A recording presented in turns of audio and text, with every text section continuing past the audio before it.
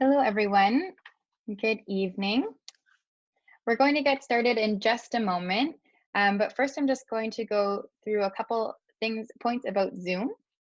We'll just have our next slide. Excellent. So the first is that we do have closed captioning available for this evening. To access it, you'll click the live transcript button at the bottom of your screen and select Show Subtitles to access the live transcript. The next is that you have been muted to accommodate the large amount of people here on the meeting to improve everyone's quality. So we ask that you communicate with us through the chat box, and you can do that by clicking the chat button at the bottom of your screen shown here in this image. We do ask that you use kind and respectful language in the chat box, and that you get started by introducing yourself, where you're from, why you're joining us here tonight, and please, if you have any questions you hope to be answered at this meeting, please list them so we can address them. If you do need support during this meeting, you can email myself, Megan, at wellingtonwaterwatchers.ca, and I can help you with in-meeting support, or you can find myself or Danny Lindemood by searching www in the chat box and messaging us directly. And the last note I have is that this meeting will be recorded, so we can watch it at a later date. And with that, I'm going to pass it over to Melissa. Enjoy the meeting this evening. There we go. How about I unmute myself to start? Good evening, everyone. First and foremost, thanks so much for taking the time away from your family and other commitments to be here with us tonight. This is such an important issue, and we're thankful for your time and efforts this far. We'd like to respectfully thank Mayor Matheson and any councillors who are listening with us tonight. Our mayor has said that he will listen and we will collect all respectful comments and send them to him and council following the event. My name is Melissa Verspeeten. I'm the spokesperson for Get Concerned Stratford. After learning of the MZO that allowed only a glass factory to locate on lands recently annexed by the city from Perth South, I started to do some research. I quickly discovered that Xinyi had been rejected by Guelph Aramosa Township, so I reached out to some of the organizers of the citizens group there and found Wellington Water Watchers. After a few conversations, I realized I wasn't the only one that had been in contact with them and that had big concerns. We shared grave concerns pertaining to this company's impact on water consumption and water and air pollution, as well as climate change and how this will affect future generations' health and well-being in the city. Many details of the proposal as presented that seem to be lacking any real detail or written commitments to protect the city from future fiscal liabilities, and also the undemocratic way that this issue had popped up out of nowhere and was already to a point that cost sharing and development agreements were being voted on. Our group formed quickly due to the impending cost sharing and development agreement vote that was to take place on November 17th. Thanks in large part to comments made by so many of you, council voted to defer that decision on those items. Since that meeting, much research has taken place and much information has come to light. We're still awaiting answers from the city and Xinyi on many questions though. No new information has been posted to the city's website as they promised since December 2nd, when 2 meeting dates were posted. On December 14th at 5 p.m., there's a special council meeting scheduled where council will hear from Xinyi representatives and where councillors will have an opportunity to ask questions of those representatives. Then council has placed the discussion of cost sharing and development agreements on the agenda for December 16th at 2 p.m. Tonight, we're going to hear from several speakers who will describe their concerns with the proposal on many different levels. Everyone will be muted tonight because there's so many people on this call, but we do want you to post your questions and comments into the chat box. We're going to ask you to list questions you want council to put to Xinyi. We'll ask if you support the demands we've set out as 6 steps mayor and council must take to restore public confidence. We'll ask you to take several actions to tell the mayor and council to stop the Xinyi proposal. And we will ask you to donate to help cover some of the costs for this campaign, signs, lawyers, experts, and a tax receipt will be issued for those donations. We are all very excited to have everyone together tonight, and to get the evening started, I'm going to introduce Mike Balkwill, He's the campaign director for Wellington Water Watchers. Get Concerned Stratford has asked that he facilitate this meeting, and I'm going to hand it over to him now. Thank you, Melissa. Welcome, everybody. If you look at the top of the participants list, it says 176, and that means 176 devices are logged on. More people may be watching than that, and we in fact had 500 people RSVP for the meeting. And again, we're recording the meeting because we are going to make a copy of this recording available to everybody who RSVP'd for the meeting. So if you're not here, you can't hear me say this, but if you're not here, you'll get a copy of this too. I'm going to briefly review the agenda, and then I'll be emceeing and leading us, facilitating us through the meeting. I'm going to ask Danny if she'll bring the agenda forward. Thank you. So I should also mention, just by the way, that there are a couple of media outlets that are on here tonight as well. CTV Kitchener's online, and I think there are a couple of others who are listening in as well. So in terms of the agenda, we're welcoming you right now. In a couple of moments, we're going to ask Mike Sullivan, who is the member of Get Concerned Stratford, to give some background and some kind of basic facts and background to the Xinyi proposal, so we're all starting from a similar point. Then we're going to introduce Collan Simmons, a local physician, an environmental advocate, who's going to talk about environmental impacts. He's going to talk about greenhouse gas emissions. Then Mike Sullivan is going to return, and he's going to talk briefly about impacts on water and air quality. We're very pleased that Winnie is with us tonight, and she's going to talk in particular about labor standards and some of the specific concerns that we may have about the number of jobs that are available for Canadian workers and the situation of temporary foreign workers who may be working at the site if it's approved. We're very pleased that Loreena McKennitt is with us tonight. She's going to speak briefly. We've got local decision making, quote unquote, on the agenda, but she's going to speak as a area resident, her view of what's going on. We've been very pleased to work with Loreena in coordinating for the rallies that have happened every Monday at City Hall and for the last 3 weeks. This will be followed by a legal opinion, a presentation by our lawyer, David Donnelly of Donnelly Law. And then it'll come back to me, and I will lead us through action you can take in the next couple of days. It's important, I think, as Melissa mentioned, that Council is having a special meeting on Monday, December the 14th, where representatives of Council will be asking Xinyi questions, and then followed by a vote on the infrastructure cost sharing agreement on December the 16th. So we're going to identify actions you can take in the next 10 days if you're concerned about this proposal. The format that we're going to use is each speaker will speak. We really ask you to put comments and questions into the chat box. We're going to try and draw out some of those questions for the speakers. If we're not able to do that, we'll create a document after this meeting where we try and answer as many questions as we can and send that out to everybody who's been here. Each presenter will present some information, and then they will conclude with 1 or 2 questions that they think it's important Council should ask Xinyi at the meeting on Monday. After each presenter as well, we have a polling question. So you'll be able to answer a poll to tell us how concerned you are about those issues. The summary of that poll and the questions will go to Council.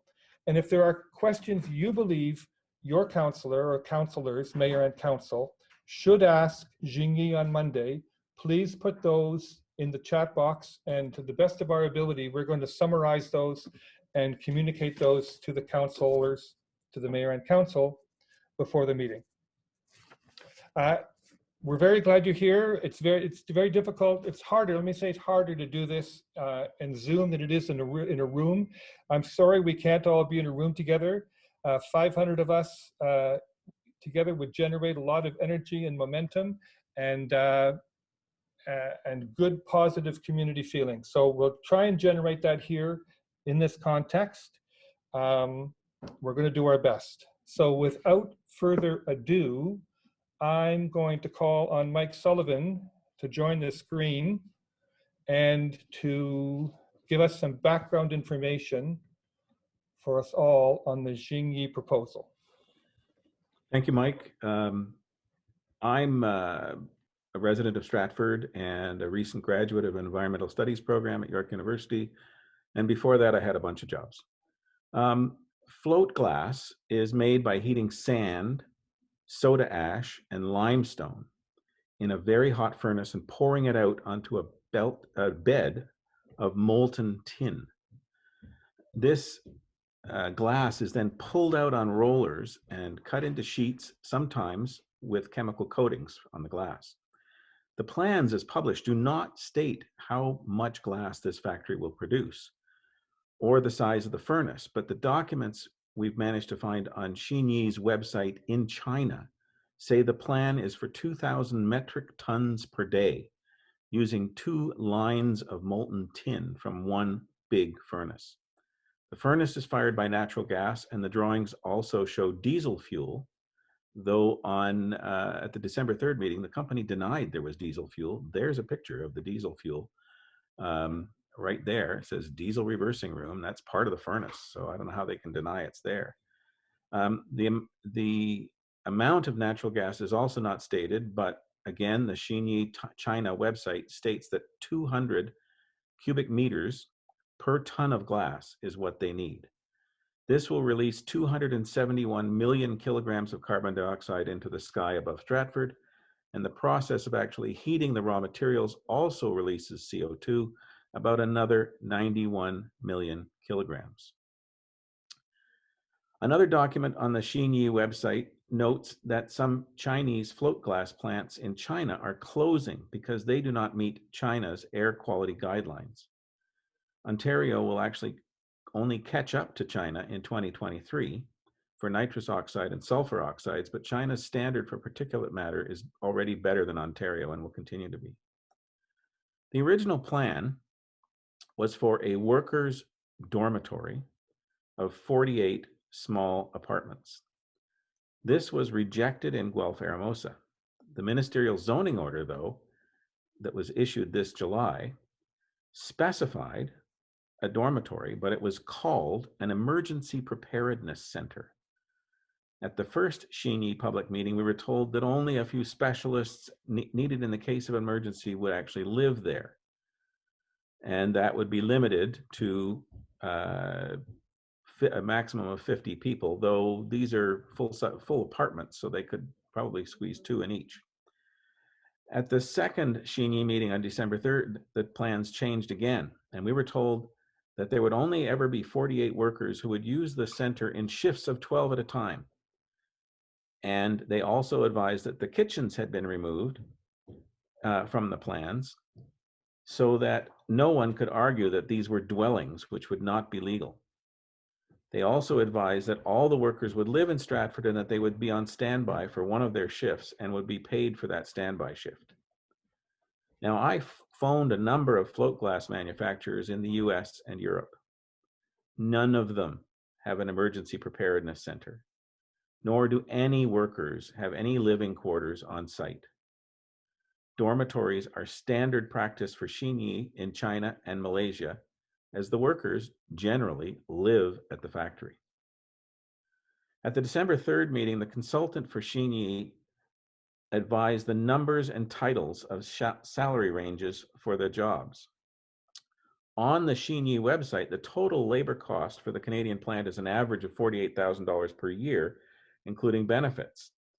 However, even if the lowest possible wage for each job title that they gave us is used, the total is 48% higher than Xinyi says it will be. So who knows what's going to be, but I clearly can't believe either Xinyi in China or the consultants here. At the November 14th meeting, there was a very vague depiction of when Canadian recruitment would occur.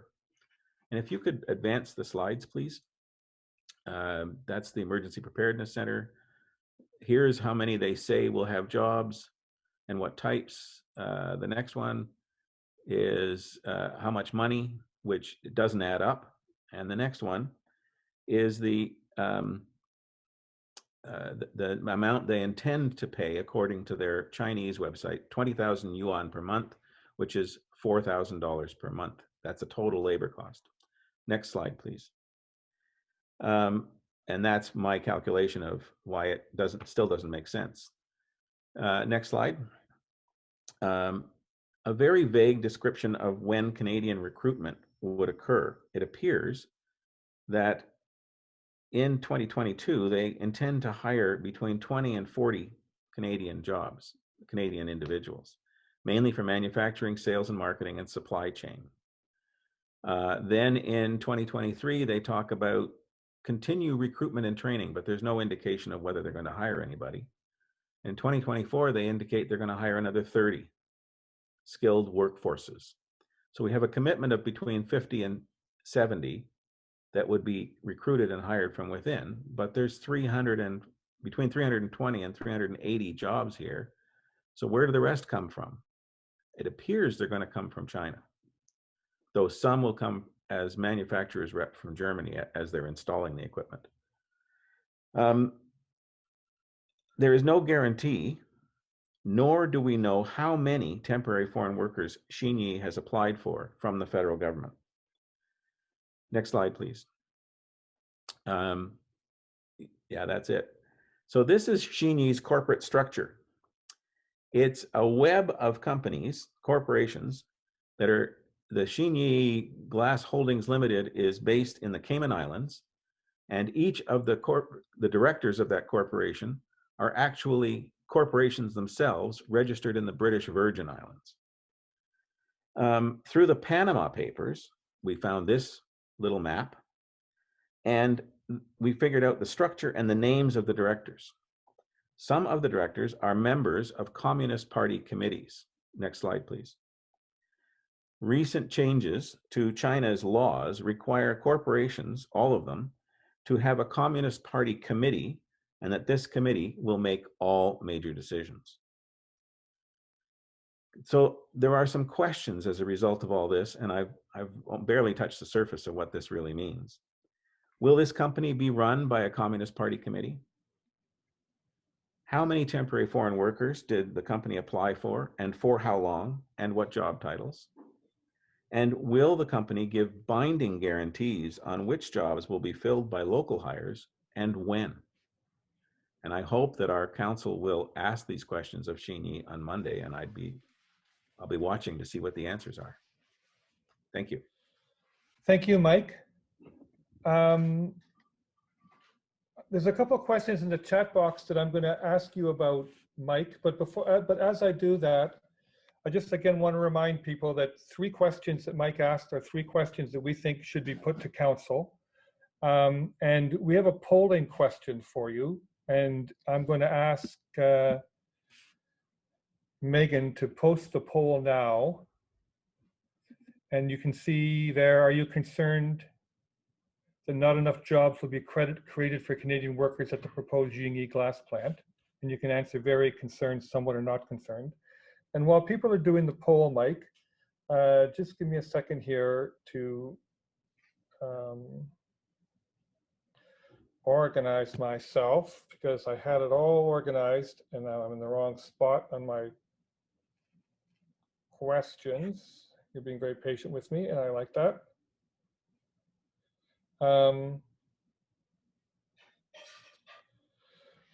Okay, so one of the questions, Mike, is, do you know, has an emission summary and dispersion modeling report been done?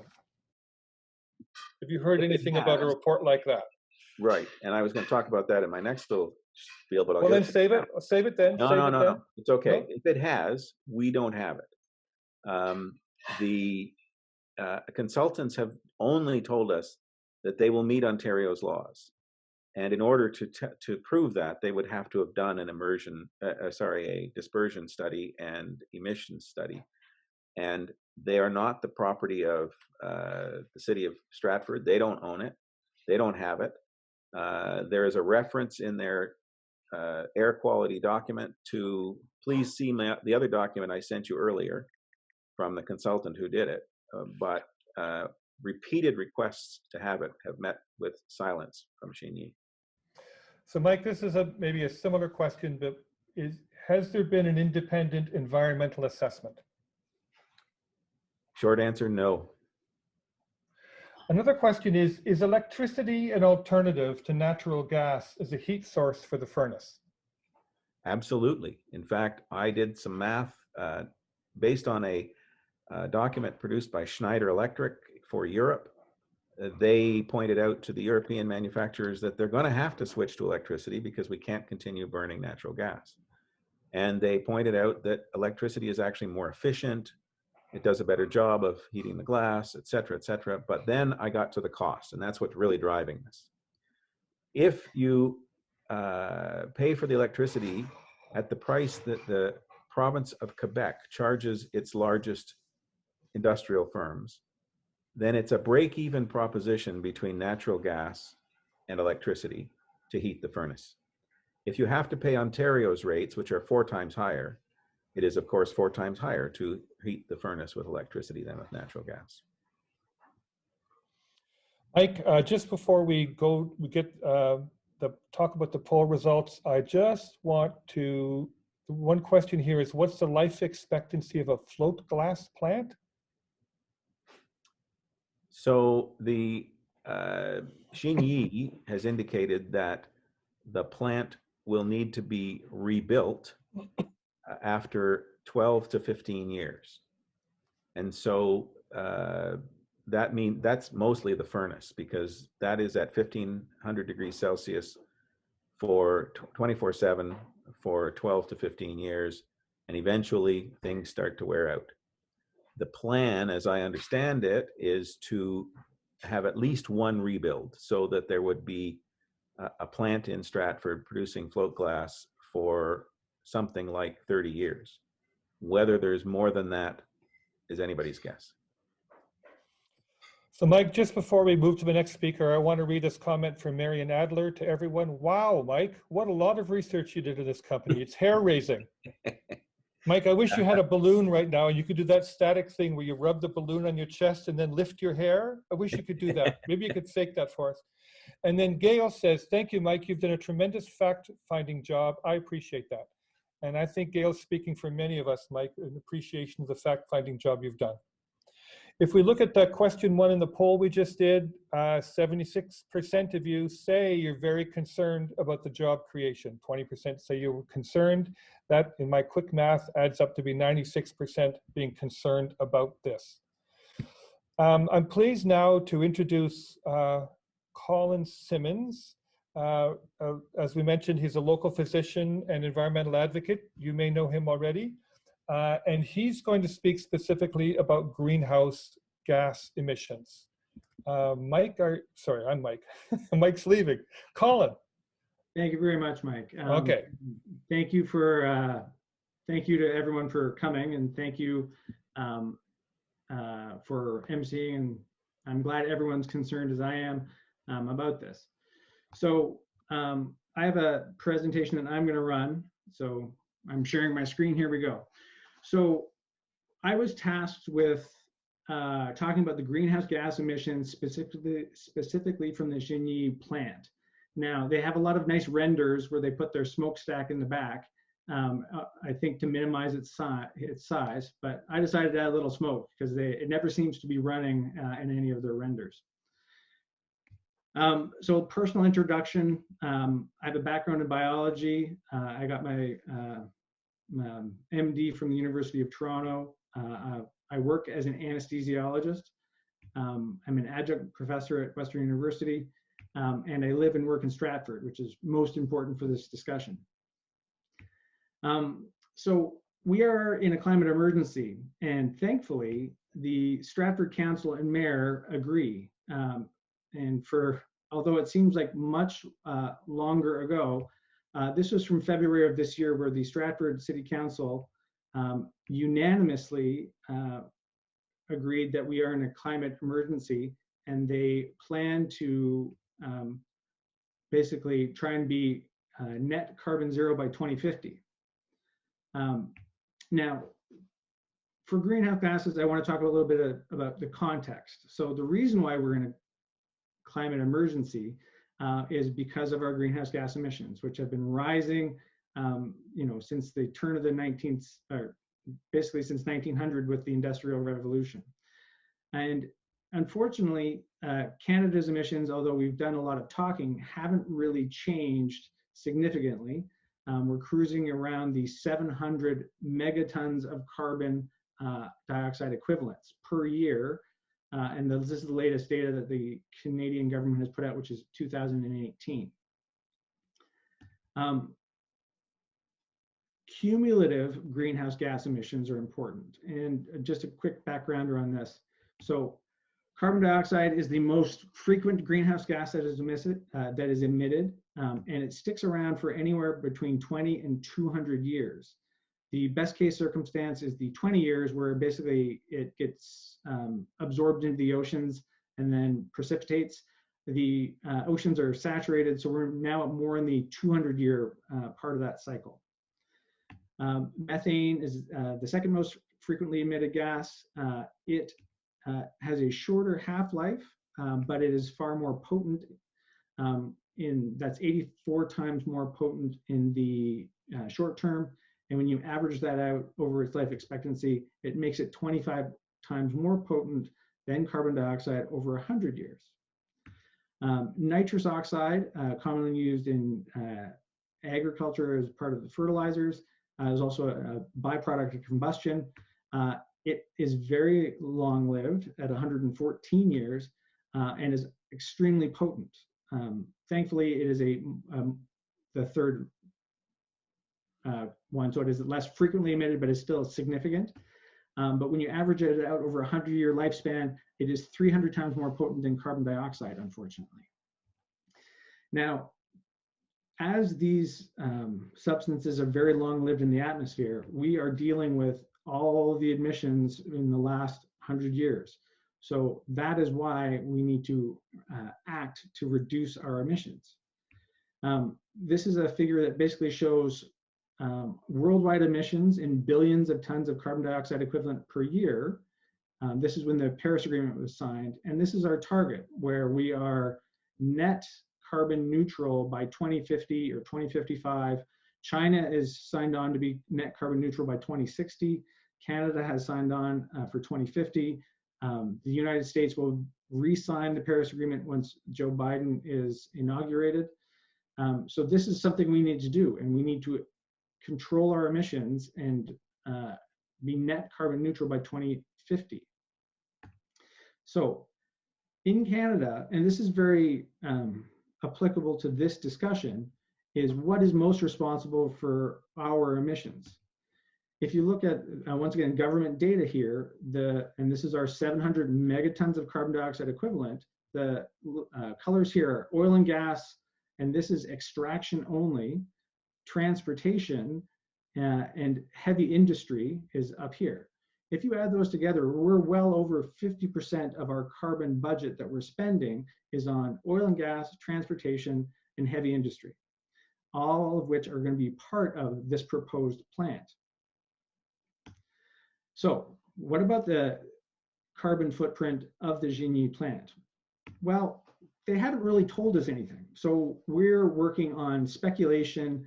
We do not have concrete data from them, and they must know it. If they know how much water they're going to be using per day, how big, how many trucks are going to be going, every 7 minutes, they know exactly how much greenhouse gases they're going to be emitting. They're just not releasing that data as of yet. But Mike has done some very good work, and I ended up finding some evidence online of what's going on. So on the Xinyi Canada's website, they do have a green endeavors section, which doesn't really add up much like their employment numbers. So let's have a closer look at this. So they're saying because some of the glass that they're going to be producing is architectural insulated glass, that there will be carbon savings as your house loses less energy and we're more efficient. So they're saying that per year, there'll be 70 metric tons of carbon dioxide equivalent potentially saved from this glass. Fair enough. But what we don't know is what percent of production is going to be the insulating architectural glass. This could be a plant designated to produce a different kind of float glass for a different kind of use. So we don't know that answer. Another part of their green endeavors here shows that they are actually admitting their potential CO2 generation, and I assume this is per year.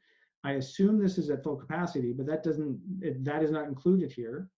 And they also say how much generated CO2 there will be from transportation to Toronto as well as Montreal.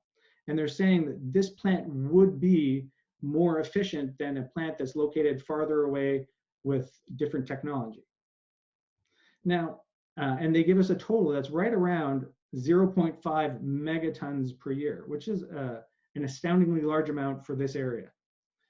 Another figure they throw out there is that their carbon reduction is over 100 metric tons. So they're using different scales here, but that would be your saving between the insulated glass and the location of the plant up to 100 metric tons, I assume per year, but it's not included here.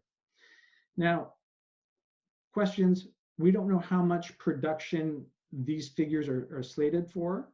The figures that Mike had dug up from the internet show that they're slating 2,000 tons of production per day. That's not included in any of those figures. We're not sure. So we don't know the answer if these are just average figures or like, phase one figures, we're not sure.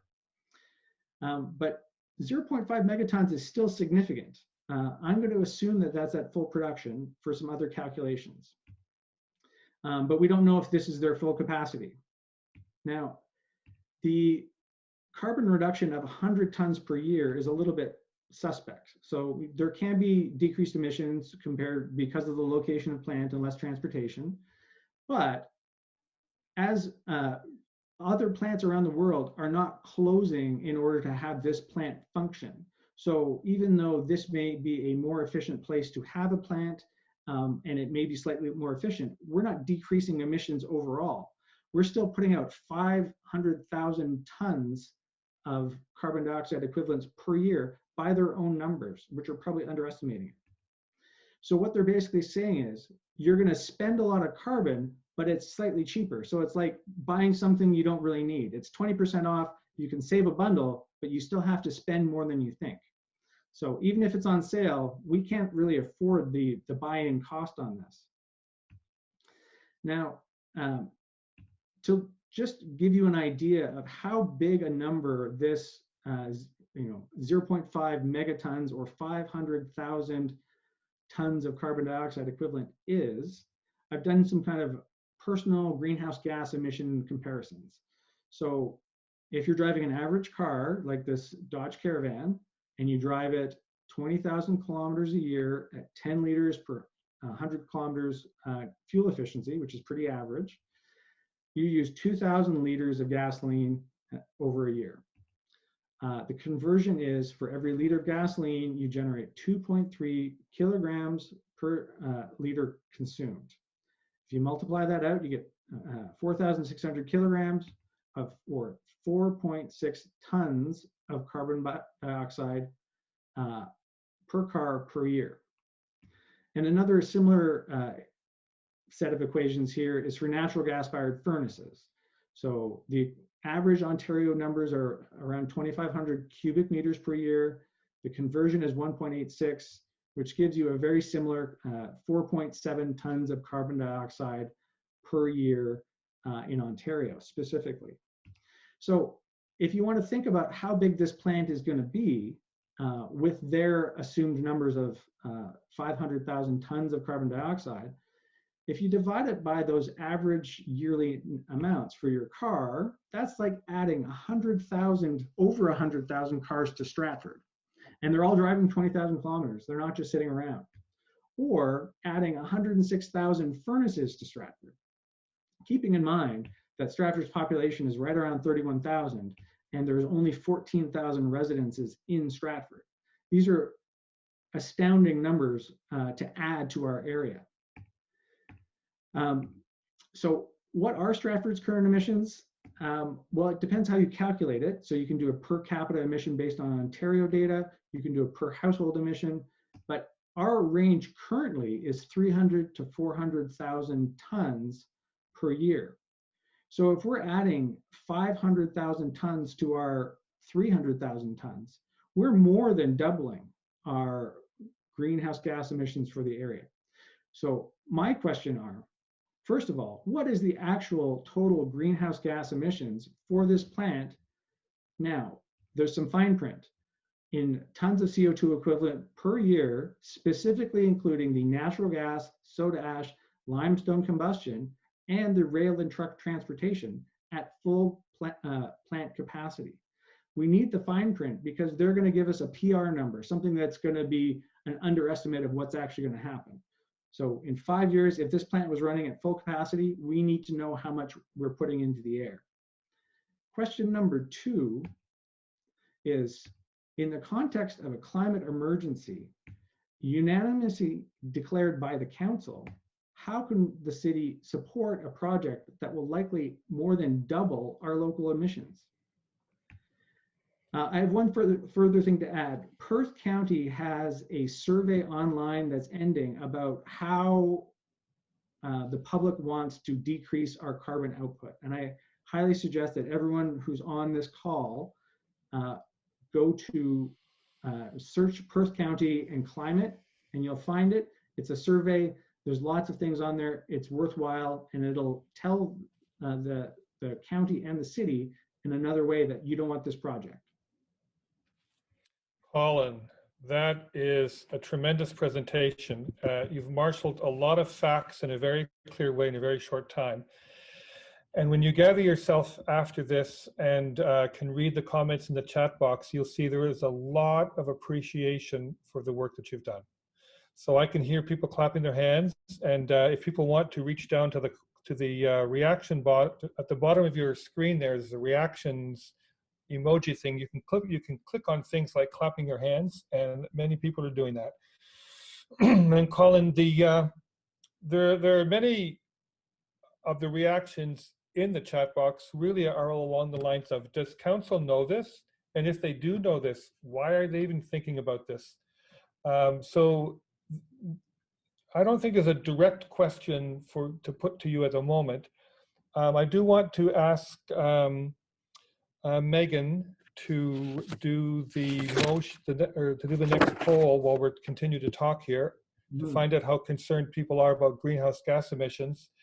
But one of the comments that was in the chat box, Colin, was, can you make this presentation to council?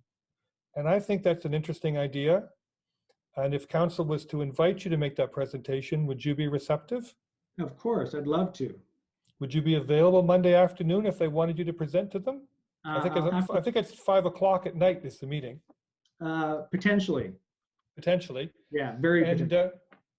And I'm just thinking that something we might think about is that for any interested councillors, we could organize a short webinar between now and Monday. And I know that there's restrictions on the number of councillors who can gather in one place at one time without it turning into a magical moment.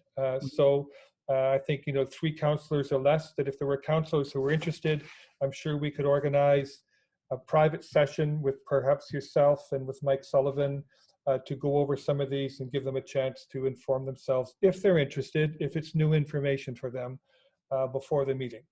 So I think that's something we'll follow up on. Colin, if you look at the poll, you'll see that 96% of people are very concerned about the greenhouse gas emissions. It's huge. It's huge. So thank you very much for your presentation.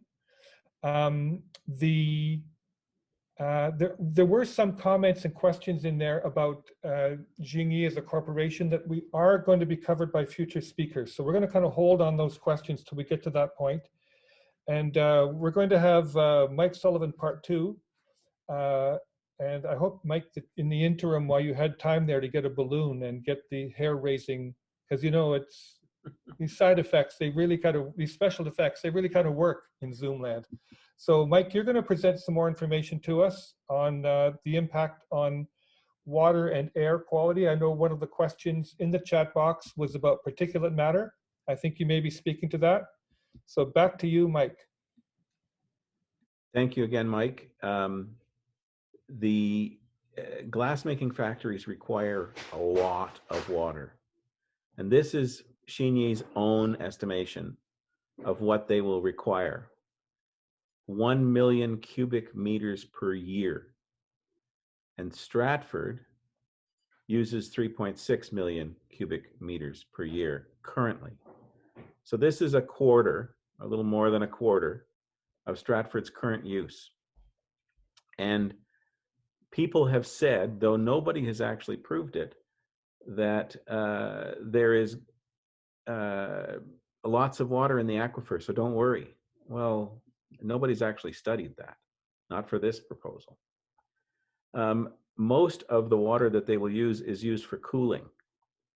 Some of the water they use will be used to generate oxygen and hydrogen by splitting it up into oxygen and hydrogen, which are needed for the process. The water that is used for cooling, they have said they will recirculate that water until the scale buildup gets too big, and then they'll need another batch of recirculating water, and they'll take it out and put it in a holding area on their property somewhere. Now, when I moved to Stratford, I discovered just how hard Stratford's water is. It's the second hardest in Ontario, I think, which is why everybody has to have a water softener in order to work. I don't know if Xinyi knows how much scale there's going to be built up and whether or not they actually have taken that into account when they determine that they have to take more water. So they claim it's only 10% of the existing water supply, but nobody's actually shown us where those studies are. Recent studies, not studies done 15 years ago by the ministry. And the other problem with it is that Stratford has to build a new water main, a full-size water main to service Xinyi, and they will have to treat the water because it'll be potable water. And so the treated water will have to be treated by the city of Stratford, which means they'll have to increase the size. I don't know how much they'll have to increase the size, but they have to certainly increase the size of their water treatment process. Whether they have to build another treatment facility, I don't know. During the December 3rd meeting, Xinyi was asked, some people remember, that there were once upon a time, years and years ago, water restrictions in Stratford. And Xinyi was asked what would happen in the event of water restrictions as a result of a future drought. Their answer was, those restrictions wouldn't apply to Xinyi, they would apply to the rest of Stratford. I couldn't believe the gall of this company saying, if we suck too much water out of the aquifer, you'll have to conserve, you'll have to drink less. Just unbelievable. Moving on to air quality, which is the next slide, yes. This is, again, Xinyi's estimates of what their air quality usage or air quality emissions will be like. You note that they suggest that oxides of nitrogen in a 24-hour period will be less than 20% of the Ministry of Environment and Parks limit, less than 30% in a 1-hour period. Sulfur dioxide less than 55%, but that's half of the limit. So what other things are emitting sulfur dioxide around here? And particulate matter on a 24-hour average, less than 5% of the limit. Now, as I noted earlier, the limits in Ontario are actually considerably less than the limits, more than the limits in China. And China, because of its problem with smog, is now imposing new and very tough restrictions on nitrous oxides, sulfur dioxides, and particulates. The other issue with particulates is that in Ontario, we only measure or do anything about the bigger particles. So that's called PM 2.5 and PM10, meaning that the size of the particle is 10 microns and the size of the particle is 2.5 microns. Those are the kind that collect in your lungs and cause soot on your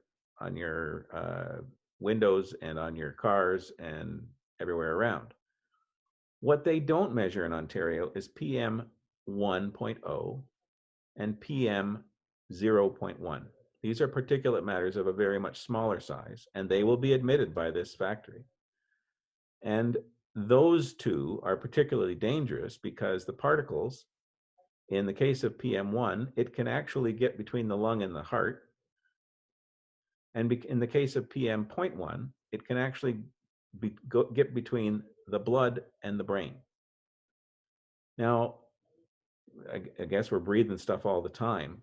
The issue is that when you are heating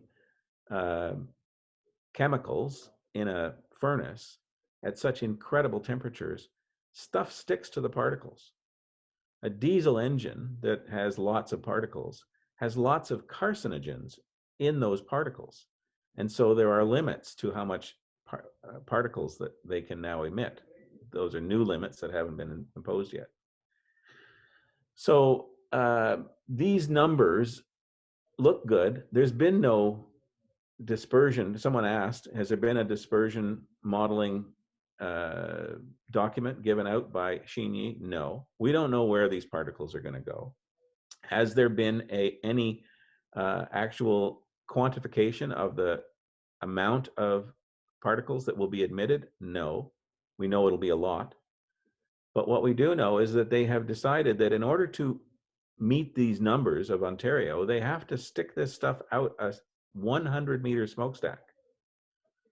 Now, for those of you who can't imagine what 100 meters vertically looks like, you all know how big the water towers in Stratford are.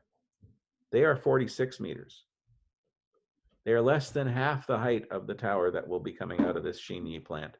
And the reason they have to go so high is because they measure the particles and the sulfur dioxide and the nitrous oxides at the ground.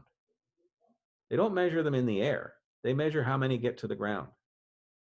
So that's why you need a big smokestack.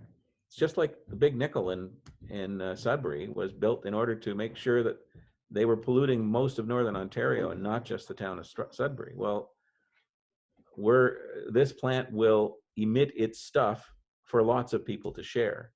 The fact that it's less than a certain amount at the ground near the plant is still up for debate.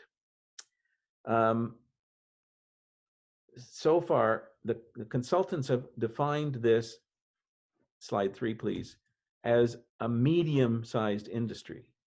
Now you can see from this picture, there's nothing medium about this. It's pretty enormous. But there's a reason that they want to define it as a medium-sized industry and not heavy industry under the rules of the province. Because the zone of influence of the plant for a medium-sized industry is 300 meters. The zone of influence for a plant that is a large industry, a heavy industry, is 1,000 meters. There's a whole bunch more people will be affected by this if it's classified properly by the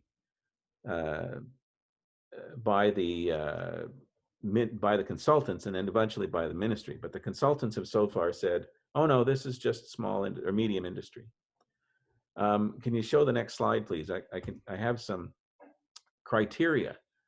So one of the things that the definition of a class 3 or heavy industry is that there are continuous movements of products and employees, which Xinyi says it has, and that there is a large production level, which Xinyi says that it has.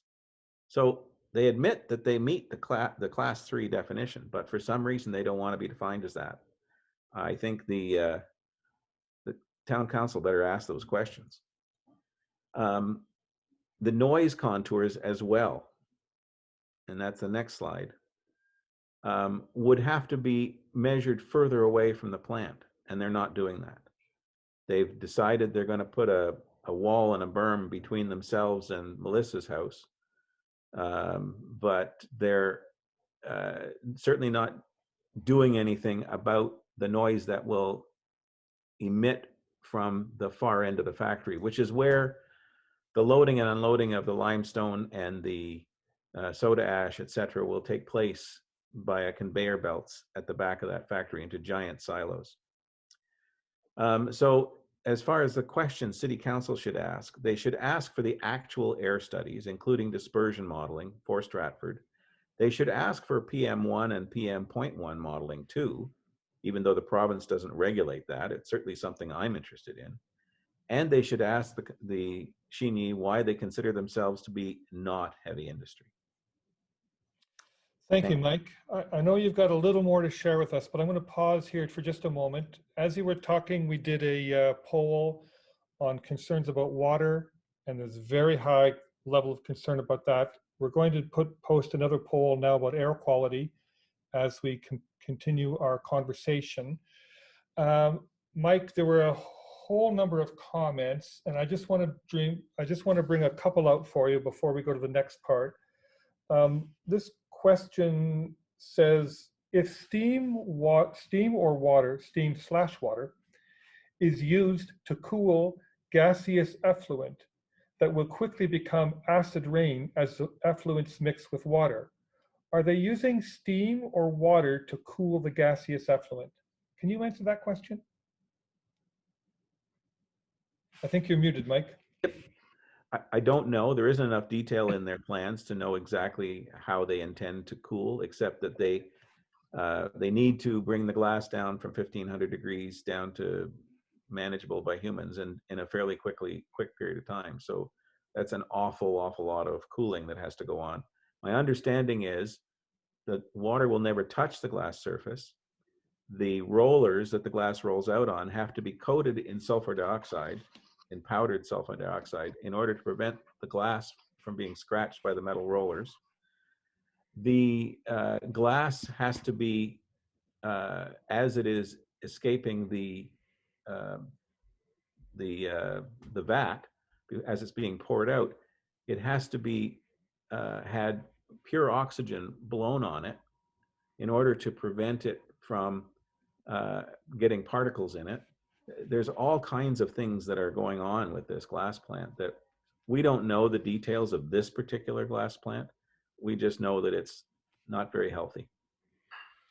Mike, this is a different question. When you were showing the site map, the question asked here is Area 6 meant for a phase 2 development? Can we have that site map back up on the screen so I can see it? Because I don't know what. It would certainly lend itself to another float glass plant quite easily. You can see that it fits in that size, and it's apparently part of the land that's being purchased by Xinyi. So it wouldn't surprise me that they plan, once they get this one up and running, to put another one there. The council could not say once council approves this, council could not say anything more about an addition to this plant, because the land has now been zoned for glass manufacturing, and there is no way for council to stop an expansion. Mike, I'm going to ask you one water question, and then we're going to switch to the next piece that you're going to announce. This is a water question. Is there an alternative to potable water? Is there an alternative for the plant to use? Is there other kind of water they could use than potable water? What we have indicated is this is not an appropriate site because they have to use potable water. What is an appropriate site is not farmland, but a brownfield site somewhere else in Ontario, where there is plentiful source groundwater, where the water that is already on the ground in the form of a pond, in the form of a source puddles, doesn't matter, just something that's already above the surface of the earth. We don't have that here in Stratford. Well, except for the Avon River, what we have is an aquifer that we suck water out of in order to give ourselves drinking water. And that's what they intend to use to run this plant. Now, Mike, you're going to read in a moment, you're going to read a couple of motions to us, a couple of resolutions. So the Energy and Environment Committee of Stratford, and you might in a moment give us a little context about who that committee is. They met and considered this proposal, and they've passed a couple of motions. We invited Emily Chandler, the chair of that committee, to join us this evening. She was unable to do that, but she was pleased to share those motions with us. And Mike, I understand you've just been appointed to this committee. So congratulations to you, and everybody who's watching, I'm sure, is pretty happy that you're on that committee with all the knowledge and expertise that you bring to this. So Mike, just introduce the committee to us and the resolutions that they passed. So I apologize in advance for not knowing their names yet, but this is a committee of councillors and citizens whose job it is to give Stratford Council recommendations on how best and wisest to deal with energy and environment issues. And my understanding is that last week, that committee, which I wasn't a member of then, but I am now apparently, moved and seconded that Xinyi be required to submit a greenhouse gas emissions report prior to council making a final decision, and that the Energy and Environment Advisory Committee recommends that council rejects the glass plant proposal based on the current standards proposed by Xinyi due to environmental concerns. That motion was carried by the Energy and Environment Committee and presented to council. Then there was a second motion that the Energy and Environment Advisory Committee recommends that council directs Xinyi to investigate ways to evaporate less water and a plan to reclaim a larger amount of heat. And that motion was again moved, seconded, and carried and presented to council. Thank you, Mike, for sharing that with us. Thank you for the hard work you've done in the research, presenting it to us tonight, but as well, the work that you've been doing has been of tremendous value to the Get Concerned Stratford leadership group as we've found our way through this in the past few weeks. Thank you. We're very pleased. Our next speaker is Winnie Ng, and Winnie is the chairperson of the Toronto Association for Democracy in China. And she's going to speak to some of the larger issues around the impact or the potential impact of Xinyi locating in the community, and also some specific concerns regarding employment and the working conditions of temporary foreign workers. So Winnie, I am inviting you to the screen to unmute and start your video. Yep. And thank you for traveling all the way from Toronto by Zoom to be at our meeting. Yeah. We'll reimburse you for mileage. Thank you very much for inviting me to be part of this very important conversations. I guess I'm here wearing two hats. One as a labor activist, a CLC former Ontario regional director, and then the other, as Mike has introduced, as a chairperson of the Toronto Association for Democracy in China, the group that was founded in 1989 in supporting the students' protest movement right in Tiananmen Square. And then since 1989, we've kept the memory. We organized an annual vigil to keep the memories of the students and citizens who were killed on June 4th, 1989 in Tiananmen Massacre. Just as a personal introduction, I was born in Hong Kong and then came to Canada in 1968. So tonight, I would like to raise some of my concerns about the project in itself from a broader geopolitical perspective, and caution both the City Council and the residents of Stratford not to be so easily seduced by the promise of jobs and economic growth.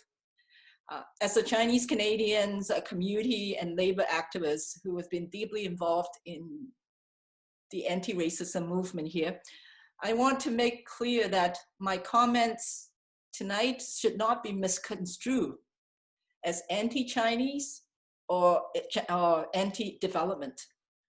I don't take blindly a confrontational approach to Chinese investment projects in Canada. And I think it's important that we, before we start talking about talking about the labor concern, I want to share with you a number of key issues about the increasing Chinese business presence and its implications within Canada as well. So this is a broad context. There's been some exploratory discussions for a possible Canada-China free trade agreement for a number of years now. The recent, I guess since last year, the recent diplomatic tensions has undoubtedly put that in the back burner. However, there's a Canada-China Foreign Investment Promotions and Protection Agreement that was signed in 2014 during the Harper government to promote, in quote, investment based on the principles of sustainability development. So one could ask is, in terms of the Xinyi's proposal, is that following the direction of sustainable development? For whom does that really benefit the city of Stratford and its citizens? And I guess the other piece that I want to draw people's attention is, under China's national intelligence law that was passed in 2017, both state-owned and private businesses and individuals are stipulated to provide information to state authorities if required by Beijing. And let me just read the exact wording here. It's Chinese citizens and companies alike. Participations in intelligence work, it's a legal responsibility and obligations, regardless of geographical boundaries. So if Xinyi is established in Stratford, Stratford will surely be part of the catchment area, quote unquote. So should the Chinese government requires more information in the name of national security, the company, the owners, and the individuals who work there would be obligated to comply. So these are some of that context.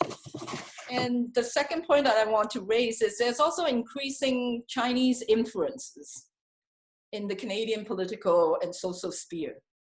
Within the civil society front, China has set up Chinese government under their united front strategies that the Chinese consulate and their proxy organizations have carried out.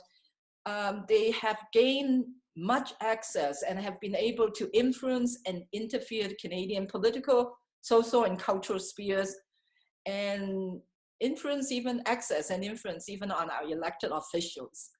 I'll just name 3 examples as for your information. With the arrest of the Meng Wanzhou, the CFO of Huawei, many community press conferences have been held, and I'm sure some of you might be aware more clumsily, they hire non-ethnic Chinese actor to demonstrate in order to show that the mainstream support for the cause. Through the United Front strategies, they have cultivated, and I'm just using it as an example, cultivated the mayor of a rural British Columbian community for years, so that he would come out and quote praising China on its COVID-19 response. And that has been used on Twitter to banish China's virus fighting narrative. And I'm sure in a lot of communities, I know of definitely in St. Catharines, the Confucius Institute is alive and well and very much present. Confucius Institute is deemed by CSIS as a quasi-spying agency. They have hosted on Ontario School Board, when the delegates visited China, host them in the Beijing Great Hall of People, and a venue normally reserved for heads of state. So one can't help but marvel at the success of Xinyi in its lobbying effort in securing the minister's rezoning order without the proper process and consultations. So moving into the labor matters, I have 3 questions. One is, are the promises of the number of jobs that they're dangling, are they real? You know, recently I watched the documentary American Factories, and they're tracing the journey of a China-owned, also an auto glass manufacturers in setting up in a plant in Ohio, sort of a old GM plant. The company mounted a vicious anti-union campaign and used the group of Chinese workers that they brought in. And to me, they will be akin to the indenture labor, not just to spy on the non-Chinese workers, their co-workers, but also to stack the anti-Chinese vote. And I think one of the more chilling matter is it has also deliberately, the company has also deliberately used automation, robotic technologies to replace workers. I think we need to know that it's estimated by 2030, 10 years from now, 375 million workers globally will be deemed as too slow and be replaced by AI technologies. So I'm therefore questioning the validity of the job claims when they can be readily replaced by robotic and AIs. Secondly, my second question is, were the workers from China that they brought in, you know, under contracts and all that, dare to complain? For the workers and technicians who brought in over from China, even though the company right now claims that they will be covered under our Ontario Employment Standards Act and the Ontario Occupational Health and Safety Act, it's one kind of help, but wonder whether these workers whose families are still in China, who might be under some, you know, security threat, would they have the freedom and the courage and the ability to refuse mandatory overtime, refusing unsafe work, and be entitled to all the provisions under the ESA? You know, who's there to monitor that? And when there's an employment contract, when they are spying on each other. So in that sense, it's, you know, some of that empty promises, in a way, it's window dressing. And then finally, my question is, would the workers in the plant, when there's a union drive, the workers in the plant, particularly the ones from China, would they dare to vote yes for a union? Once the plant is established and when the union drive comes knocking, would the workers in China, from China dare to vote for collective rights? Not only the, not only the workers from China, but also the local workers who have been severely impacted by the pandemic and are so desperate for employment. The company, my sense is, you know, it's not beyond the imagination that the company can threaten to close the plants and potentially use their economic might in the city to leverage even more anti-union measures and other accommodations, you know, be it on environmental front or on a health and safety front. I think you also need to know that Xinyi's past track record in labor management has not been stellar. In 2014, over 1,000 workers in Xinyi's Shenzhen Benson plant went out for strike for over a week over the lack of compensation when the company decided quickly to relocate to another city. The workers were outraged that Xinyi didn't comply with their local labor laws stipulation in paying full compensations neither lack of compensation as well as following the obligations under the labor law to pay their full contributions to the employees' pensions and social benefits. Much as the strike went on, the strike was also suppressed and dismantled very swiftly and as well as harshly, leading to the arrest of a number of union activists.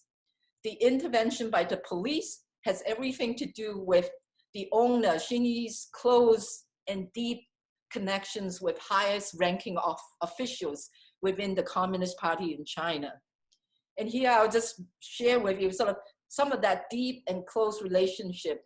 Xinyi's owner, Li Yangyi, is closely related to the Vice Premier of China, Zhang Guoli, through marriage. Li's son is married to Chang's daughter.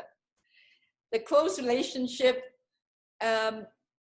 between Li and the current Chinese regime cannot be underestimated.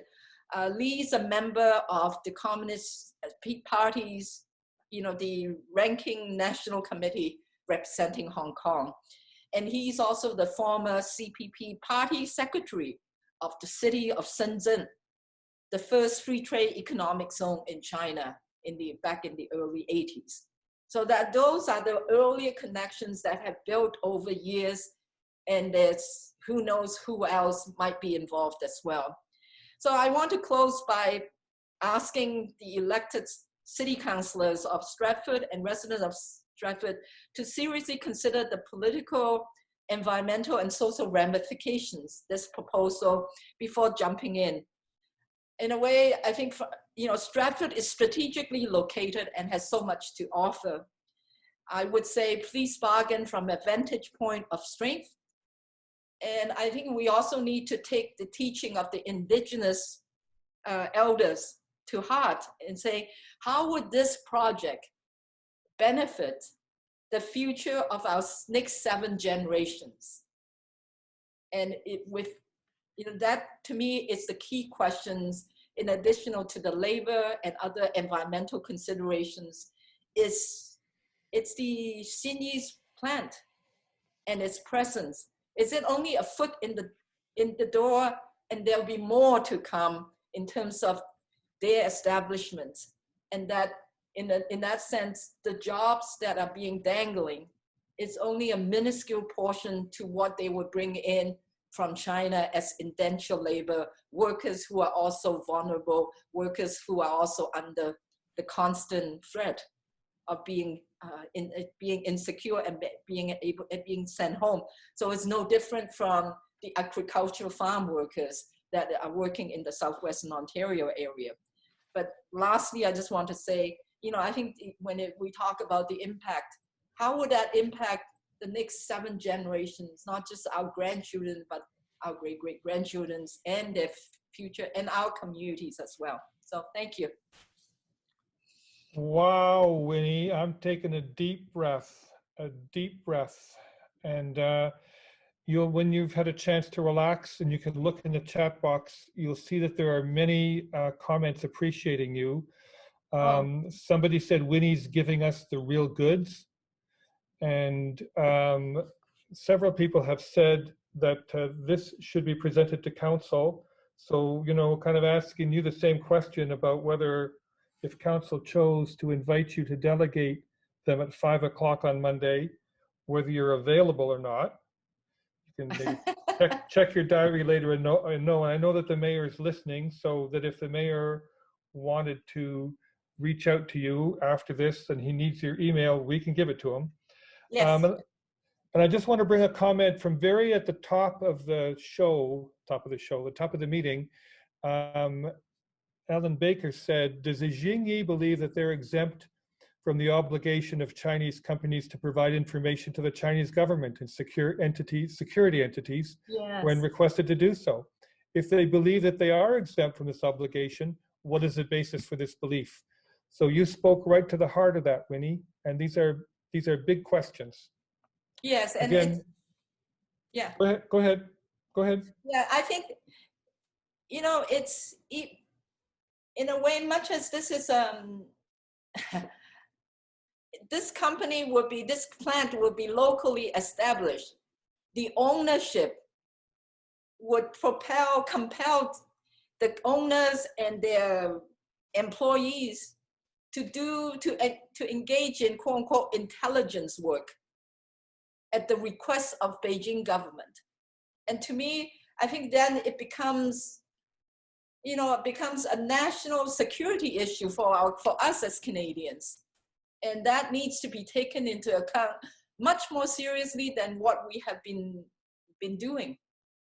And that has been, if you take a look at the Globe and Mail article of November 30th, 2 weeks ago, the retired general has cautioned our federal government to stop to stop Shandong Gold, which is a state-owned enterprise in China.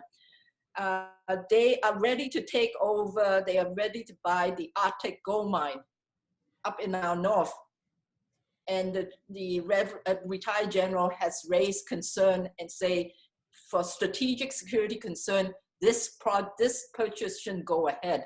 So the Trudeau government has now extended 30 days of review. And my sense is, much as that's in the Arctic, I think from the, for us, in relative speaking, in the southwestern Ontario, we need to make sure none of these projects, what are some of the motives behind the employment and the business plan? That needs to be explored as well. Thank you, Winnie. Thank you, thank you, thank you. Okay, I'm very pleased to introduce Loreena McKennitt. I'm sure she's known to many of you. And I'm going to call, we've got a, oops, sorry, I'm being reminded we have a poll here for you to look at just as we transition. Are you concerned, to quote Winnie, are you concerned about what is really on the table between Xinyi and the governments of Ontario and Canada if this project is approved? Forgive the typos in there, folks. We were under a bit of timeline pressure here.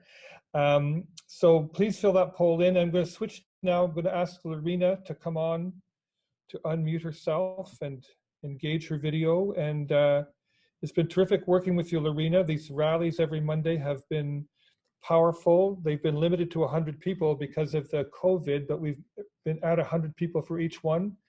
And advance notice, there's going to be another one this Monday at noon in advance of the council meeting at 5. And I'm going to stop vamping here, Loreena, and wait for you to join us. Okay, thank you. So I want to thank everyone for being here this evening and to be invited to say a few words. I think I've probably said more words than anybody here, and I want to say very few tonight because I have to say I'm very, very impressed by all the people that have presented so far. But very, very briefly, my concerns have been really touched on by the previous speakers at a much greater depth. But just to review them, they are the water consumption, the air pollution, the highly arable land that's not used for what it's best for, which is growing food. I've been concerned about the employment opportunities that have been spoken to, and also the workplace conditions and the ability to protect the workers wherever they come from. I've been concerned and interested to know that the First Nations people have been properly consulted and the duty to consult has been honored. And I've been, looking at the potential for the lack of alignment for forward-looking climate change parameters that may be involved in this. Over the past 3 or 4 weeks that I've been involved in this issue, my main focus has been the lack of democratic process, which I would say has manifested itself in the lack of public consultation, which I think many people, I'm not alone in that. That's been a fascinating study when one studies the timeline that's associated with putting all the pieces together for a project like this. It goes quite some time. And you do ask, well, when is the appropriate time that the city or would bring this to the public before it's not too late? But and then of course I'm interested and fascinated by the use or the misuse, perhaps in some cases, of MZOs, particularly in this situation. And like Winnie, I've been very interested and concerned about the sovereignty, the human rights, and the kind of hostage diplomacy. I have observed that there's more information coming in all the time, and it's only strengthening and deepening my understanding, and I'm sure it is for everyone. It's deepened my appreciation of the civic process, which I wish they would teach better at schools. And I appreciate the scale and the complexity of this project. And so I'd like to just move on to just touch on a couple things here with respect to the lack of public consultation. I do believe that it is really the last check and balance in a well-designed democratic process. And clearly there wasn't enough time built in or protected that this step be done, and that on a project which has some unique and complex factors. One doesn't also want the inbound company to call the shots or impose a timeline, and hence put potentially a squeeze on the process. And I have worried that this may be at play in this situation. And as I mentioned before, the duty to consult with First Nations. As we know, the MZOs, well, they're getting a lot of coverage now in the papers. It's not just Stratford, but particularly with respect to the Greenbelt recently, that has seen the former mayor of Toronto, and who is also a former federal Conservative cabinet minister, David Crombie, resign from the Greenbelt. So we see that the MZOs are under great scrutiny, and I believe they should be.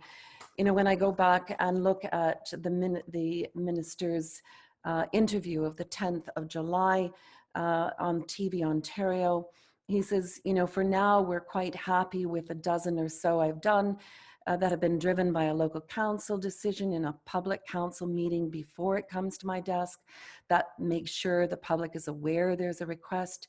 It communicates there is a priority of a council, and then it's up to us to decide whether we want to move it forward. And that's a quote. So, if you know the many questions that I have for the minister, I certainly focused a lot on the mayor and the council last week, but there's my view is looking more to the minister.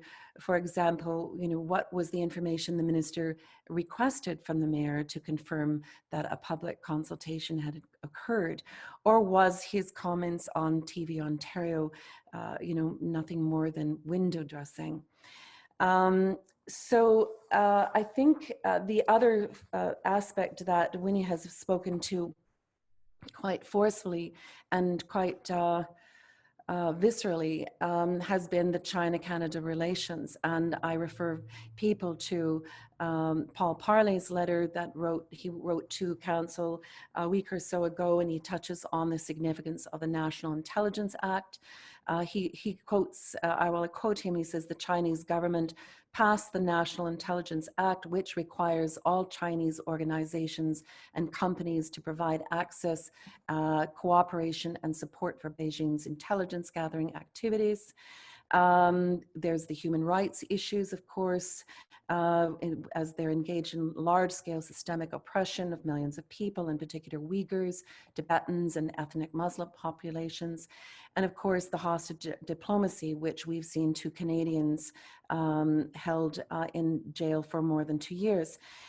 He also goes on to point out that the House of Commons recently passed a motion requiring our government to develop a plan to combat China's surveillance and intimidation of Chinese Canadians in Canada and their families in China. And then, of course, the sovereignty issue that Winnie just mentioned, the Canadian Security Intelligence Service, CSIS, warns that this Chinese state-sponsored harassment in Canada in part as part of a global campaign of intimidation and harassment, which threatens Canada's sovereignty and the safety of Canadians, and I unquote. So we know this is not really just, it's not a matter of racism, it has to do with a lot of other things. So in conclusion, I just want to say, I think we all want what is good for the citizens of Stratford, and not only today, but for our children and our grandchildren and future generations, and the well-being for the planet they will inhabit. We've all learned, and we're still learning, and I suspect the councillors and mayor are as well, and that's to be applauded. I must also point out that a few of the councillors that I've spoken with over the past few days have shared with me that they've experienced some really hateful communications, and I don't think this is to be tolerated, and it certainly isn't helpful. Our ability to make our way in a healthy way as a community depends on our ability to respect each other. Thank you. Thank you, Loreena. And Loreena, you have set a very high moral tone since the beginning of this, and have pointed out and established and occupied the high moral ground, and we've appreciated that leadership. And I'm sure the whole community appreciates the leadership that you're showing on this from the very beginning. Thank you. I'm going to introduce David Donnelly next. David's with the firm Donnelly Law. He's one of Canada's leading environmental lawyers. He'll say some more about his background and his firm and his record. and he's going to speak to the authority that the municipality has to say no to this. I'd just like to say, by way of introduction, just talk a bit about how I met David. So I work with the Wellington Water Watchers, the campaign director. The thing you might know most about the Water Watchers is that we've been fighting Nestle's water bottling in Wellington County for a dozen years, and I'm pleased to say that they're leaving the country. And while they're saying that they're leaving for business reasons, we know that it's the work of ourselves, other organizations, people like you, maybe even you, who have driven them out of this country. So that's what you may know about us. But the other thing that you might know about us is that Xinyi tried to locate in Guelph-Aramosa Township, just outside Guelph borders, in 2018. And a group of residents came together. They called themselves Get Concerned. They was being very cute. Get stands for the acronym for Guelph-Aramosa Township. And they had the good sense to hire David Donnelly. And they hired David, and then they reached out to the Water Watchers and they said, let's work together to stop Xinyi. And the rest, as they say, is history. So both the Water Watchers and David Donnelly have experience working with the community to stop Xinyi. And we're very hopeful that we're working in partnership, all of us together, to accomplish that again here. So David, I invite you to turn on your microphone and your video and join us. Thanks, Mike, and congratulations on your victory with Nestle. I know that's been a hard slog, and you've done an excellent job with the communities there, and in particular in the Guelph-Aramosa Township in defeating the Xinyi proposal there. I've had the pleasure over the last 20 plus years of being environmental counsel to many of the citizens groups like yours who participated in some of Ontario's and Canada's largest environmental campaigns. Our firm is representing the Ontario Greenbelt Alliance, Environmental Defence, the Wellington Water Watchers, and we've done Aboriginal work to try and preserve Stony Lake, for example, with the Curve Lake First Nation. And for a dozen years, we represent the Huron-Wendat Nation to preserve their cultural heritage sites in Southern Ontario. Our mandate of our firm, we call it the Green Dividend, is to only work with citizens groups, environmentalists, and First Nations to protect the environment. We don't take corporate work. We don't defend polluters. When I was first contacted by Mike and some of the residents in Stratford County, the primary question that was asked of our firm was, does the Council of the City of Stratford have the legal authority to deny Xinyi its $6 million cost-sharing agreement? Were there any legal repercussions in doing so? If we could go to the first slide. On December the 4th, we provided our legal opinion to the mayor and council, and our opinion is clear, and I'll just read now. It is our unequivocal opinion that Stratford Council has the complete authority without legal liability to deny Xinyi's proposal for $6 million cost-sharing agreement. That couldn't be more clear in our opinion, and that provides a mandate to both council and to you, the residents, to make this decision collectively. There is nothing binding the city to give away your hard-earned tax dollars to this foreign national corporation. We go to the next slide. Interestingly, Xinyi would be years away from getting an approval if, like most residents and companies in Ontario, it had to abide by the Planning Act and all the public consultation mechanisms contained therein. Instead, the province of Ontario has issued a minister's zoning order under the Planning Act that essentially allows Xinyi to get around all those messy requirements of having to consult with residents, hear from residents, and then to force council to a vote. Now, according to Victor Doyle, formerly the senior planner with the Ministry of Municipal Affairs and Housing, MZO should not be used to circumvent the Planning Act. He was quoted in the Toronto Star as saying, "My biggest concern is these things are promoted as cutting red tape, but the red tape they're cutting is basically the cutting out of any citizen participation." So you may be familiar with the Durham Live proposal in Pickering, where council asked for an MZO to allow a very large entertainment facility and some warehousing to be placed in 20 hectares of provincially significant wetlands. That was simply done to get around the law protecting wetlands. And in our opinion, having consulted with an experienced land use planner, this is an inappropriate or incompatible place to be putting a heavy industry. As you've heard, this is prime agricultural land. I bet that there are hundreds of farmers in the Stratford area that would love to sell their land to a heavy industry for a huge premium, but they're prevented from doing so because our laws protect prime farmland.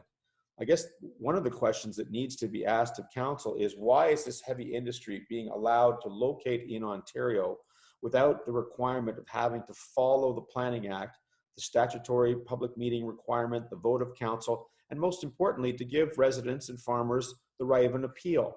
I think there is a very large question that needs to be put to the mayor and council. Why were the citizens cut out of this process? I think that's critical to the discussion. We can go to the next slide. Now that MZO was issued in a non-transparent, non-open process, and I think that council needs to abide by its own guarantee. You'll find on the City of Stratford website this guarantee. The City of Stratford is committed to conducting business in an open, transparent, and accountable manner, has embedded these principles within our various policies, practices, and procedures. We make every effort to provide you and the community with as much information as possible. Well, that certainly hasn't been the case with respect to Xinyi. I'm being told that in the response to our legal opinion, there may be the suggestion that there's been a confidentiality agreement that's signed with Xinyi, and that there are things that simply cannot be disclosed to the public. Well, that cuts against this guarantee that is on the council's website. I have a further concern about this lack of transparency. You certainly heard a powerful message from both Ms. Ng and from Loreena McKennitt about Xinyi and how it conducts business. So really what's being put on offer here is that City Council is going to become a partner with this Xinyi corporation from China, and that they're going to be an investor in $6 million in the project. Well, that investment should be done in an open, transparent, accountable manner, and the City of Stratford is taking on a new partner in Xinyi. Well, we've heard that the Xinyi will be somehow intertwined with the interests of the Communist Party of China, or the government of China. Now, I just went to the Atlantic magazine, which is a fairly reputable voice. I don't know if this is true or not, but this is what it's written. How do you protect a culture that is being wiped out? For Uyghurs, this is more than just a hypothetical. The Uyghurs are a Muslim population, ethnic population in China. Repressive measures against the ethnic minority have progressively worsened. The Chinese government has corralled more than 1 million of them into internment camps, where they've been subjected to political indoctrination, forced sterilization, and torture. Now, some part of that is probably true. So the question I have is, what is the standard that the City Council of Standard is holding their new business partner to? Is it open, transparent, and accountable manner? Or is it to torture and forcibly sterilize their own citizens? I think that another big question that has to be answered by the mayor and council is, what are the human rights standards that you expect of your business partners like Xinyi? If we could go to the next slide, please. Now, the MZO itself is being investigated, and I think the integrity of it is very much now in question. Just a few days ago, there was a complaint filed by Jay Birch, the MPP, with the Ontario Integrity Commissioner to investigate if the Ford government's MZO forcing Stratford to accept the float glass factory violated the Lobbyist Registration Act. According to that letter, despite evidence of extensive collaboration between Xinyi, GSP Group, their public relations group, and the provincial government over the 2 years prior to the MZO, the province's lobbyist registry shows no record of registration by either Xinyi or the GSP Group. It strains credulity to suggest that this MZO and this soft landing in Stratford was accomplished without Xinyi lobbying the provincial government. That can't possibly be true. And so at the very least, I think a question that needs to go to your mayor and to council is, are they willing to proceed with this cost-sharing agreement, to proceed with the welcome mat with Xinyi, while the integrity of that MZO is very much in question? I think the answer should be obvious, that no decision should be made, unless of course it's to ask Xinyi to politely depart Stratford. No decision can be made until the integrity of this MZO has been carefully investigated, and it has been done so transparently, and the results presented to the residents of Stratford in the province of Ontario and the residents of Ontario. If we could have the next slide, please. With respect to the carbon submissions, I won't add anything to the excellent presentation you've heard already from Mike, but I will say this. The website of the City of Stratford has a very important message for residents, and this is again a form of another guarantee. On February 10th, the City of Stratford declared their climate emergency. On the website, it offers this promise or this guarantee to residents. It says, the implicit goal of limiting greenhouse gas emissions and energy consumption is there, and the Stratford Declaration states, whereas recent international research has indicated a need for a massive reduction in carbon emissions. Well, in my respectful submission, that actually makes the mayor and council beholden to a promise to carefully investigate all new industry with respect to whether, in fact, it is reducing carbon emissions, not simply increasing them 2- or 4-fold. And so before there's any decision, this mayor and council, at the very least, there must be an open and transparent accounting of the carbon emissions and the increase in GHG. And then it's for the public to decide whether Stratford wants to take on this large increase in GHG emissions. We could have the next slide, please. So at the end of the day, there are a couple of outstanding issues that helped us form our decision about our opinion with respect to the legal obligations of your mayor and council. Really, at the end of the day, whether or not council should subsidize the Xinyi facility is strictly a political, financial, moral, ethical, planning, environmental, and human rights decision. Funding Xinyi, allowing them to locate in Stratford, is not a legal decision. In other words, the citizens of Stratford are in charge of this decision and not the lawyers. And I should mention that Loreena raised a very good point, which was the First Nations consultation. In reviewing the material that was submitted by Xinyi, I didn't see the required consultation document with First Nations who might be affected, whose interest might be affected by this proposal. Is this another example of this company that belongs to a country where the ethnic Maoris are regularly persecuted? Is this an example of having a business partner or a partner who just doesn't understand the obligations that are required when dealing with Canada's First Nations?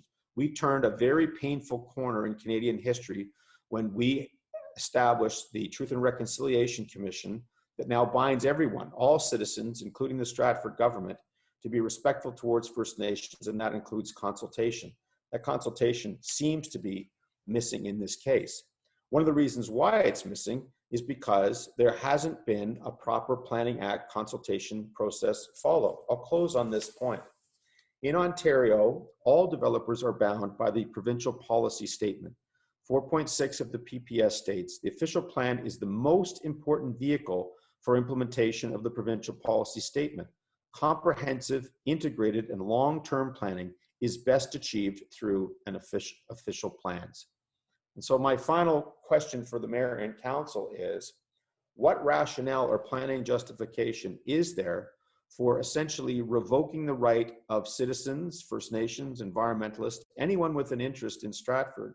What planning justification is there for revoking that right and not following the provincial policy statement by using the official plan as the legal vehicle for planning such a heavy industry on the outskirts of town? As a resident of Toronto who has fond memories of attending festivals in Stratford, as a child and as an adult, I can tell you that Stratford is really world renowned for its main street, for its festivals, for its culture, and that's probably the way it should stay. If there's going to be the introduction of heavy industry in Stratford, it needs to be done in a very careful process that follows the law. That's not too much to ask, and I think that that should be a question that's put to the mayor and council. Why not? With that, those are my submissions. Thank you. Thank you, David. Again, I encourage you, David, to look in the chat box as you relax. There's much appreciation for the comments that you've made, and an additional, not really a clear question, but reinforcement of the points that you're making.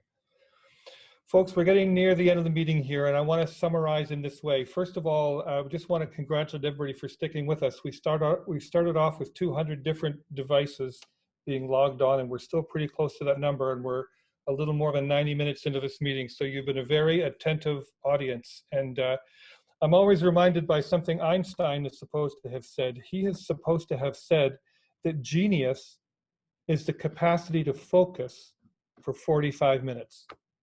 So at 90 minutes, we're like with a double genius crowd here. And I just appreciate all you geniuses, genius I, whatever the plural is of that, for sticking with us.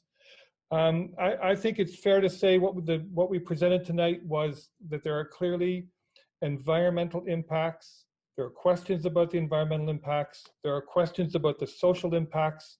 There's questions about what's really on the table here. There's questions about the perhaps unfortunate position council has found themselves in terms of being placed perhaps by the province in a situation where that the proper consultation with the public was removed. And if we look at the comments that have been in the chat all night long, there really is a strong, powerful opposition and concern about this project. We've seen it in the rallies, we've seen it in the people calling us for lawn signs, etc.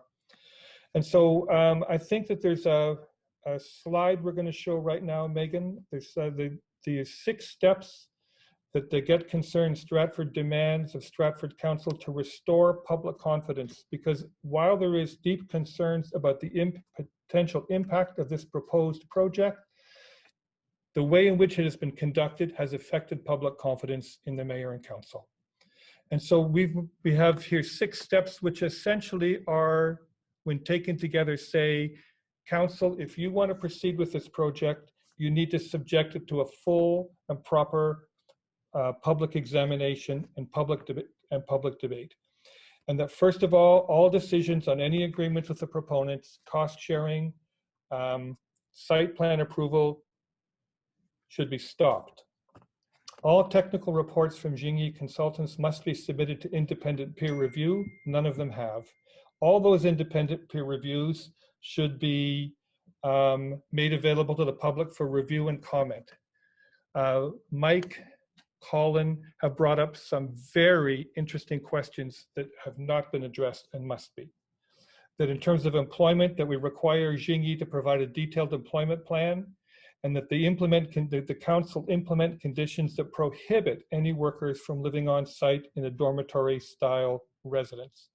And finally, that the council requests the Ontario government to revoke the minister's zoning order and require that Xinyi submit an application under the Planning Act. I think we've got a poll question that we're going to put to you right now to see if you support these 6 steps. We've been advertising these for the last month. And again, I see lots of people putting comments in the chat box, and please do that. In support of these 6 steps, we've got some very specific advice. Here's the poll there now. We've got some actions that we want you to take. And I'm going to again ask Megan if we can go to the take action slide. We're going to give you kind of an overview and then go through it in a little bit of detail. So there is going to be a link in the chat box that gives you details on how you can contact the mayor and city council to express your concerns. You can email them and you can phone them. I will share with you that as a result of work we did last week, the mayor and council received over 250 emails, and their email box is jammed. And that's a good thing. Congratulations to everybody.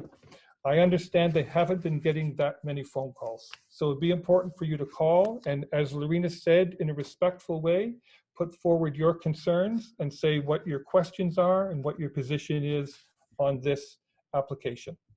Secondly, we provided the phone number and email for your MPP, Randy Pettipies, and for MP John Nader.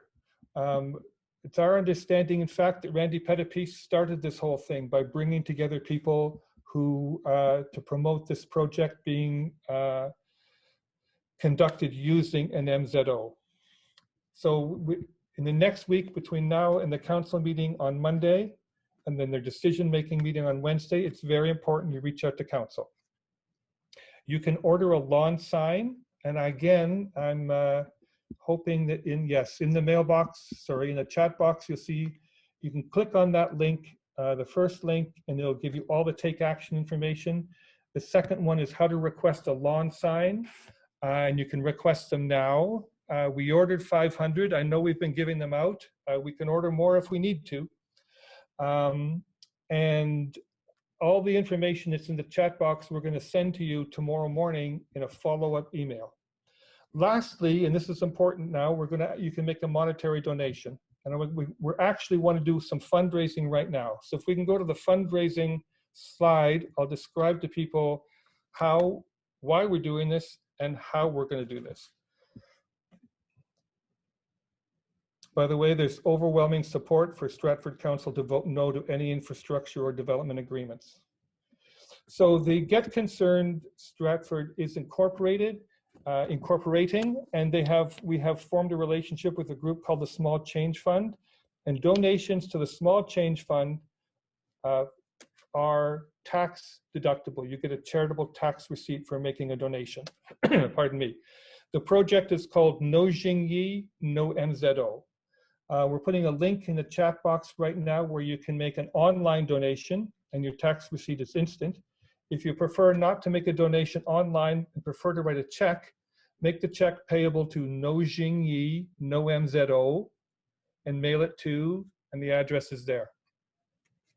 Now, folks, we're actually going to do some fundraising online here. I don't know if you've ever had the opportunity to donate money in a Zoom meeting, and I guarantee you, you're going to enjoy it. So let me say, first of all, that the Get Concerned group of citizens has committed to $15,000 in expenses already. That's for lawyers, for experts, expert opinions, for lawn signs. And I know some of you have picked up a lawn sign and made donations already, but we've got a big lawn sign bill, and for support for communication, graphic design, and the organizing of this campaign. So we have commitments. We've committed to $15,000 in expenses that we haven't paid yet. In addition, we've got a couple of surprises up our sleeve for the next week that we need about another $7,000 for. So that's about $22,000. And folks, I wanted us to raise $22,000 in pledges right now. And here's how we're going to do it. The link for online donations is in the chat box, but what I'm going to ask you to do is to pledge a donation amount in the chat box. And the way that I'm going to do that is I'm going to ask for specific amounts and ask who wants to make a donation at that level. So be patient with me here. And our goal is about $22,000, $22,500, and I'm going to start off at $5,000. Is there somebody there in the audience who would like to pledge a $5,000 donation to our campaign? Now, I know if we were all in the same room together, we could make eye contact. I could read your body language. It's like being at an auction house. Somebody would twitch or move or give a little wave to me, and I would know you want to do that. So I can't see you as well right now. But is there somebody who would like to make a pledge of $5,000? I see that Frank's donated 50. Thank you for your pledge, Frank. I'm just checking that you didn't mean to add a couple of zeros to that. Okay, how about $3,000? Is there somebody who would make a pledge of $3,000? This is an amount of money that you can get a tax receipt for. Is there anybody who'd make a $3,000 donation? I see all those $100 donations rolling in, and that's terrific. And we need to get a lot of $100 donations to get to $20,000. Is there somebody who would make a $2,500? Oh, I just saw $1,000 from Bruce Whitaker. Thank you, Bruce. Is there somebody who would make a $2,500 donation? Is there anybody who would pledge $2,500? I'd like you to think about this smokestack not being in your community. I'd like to think about you preserving the water, preserving that prime agricultural land, keeping that out of your, oh, Don just pledged $1,000. Don and Donald Bell, thank you very much. Is there somebody else who would like to donate $2,000? Is there somebody who would pledge $2,000? Loreena just raised her hand at $3,000. Thank you, Loreena. So 3 plus 1 is $5,000 plus many smaller amounts coming in. Thank you, Loreena. Is there somebody else who would like to donate or make a pledge of $1,000?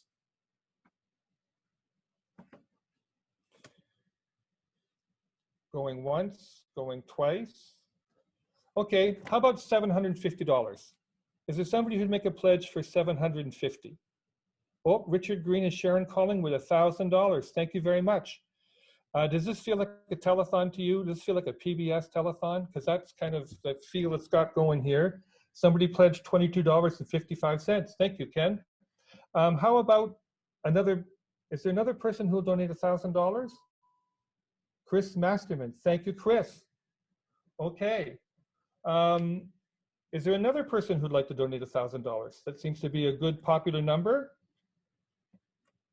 Is there anyone else who'd like to join with Chris Masterman and with Richard and Sharon and pledge $1,000? Bruce Whitaker says this is about our future, and Bruce has stepped up and pledged $1,000.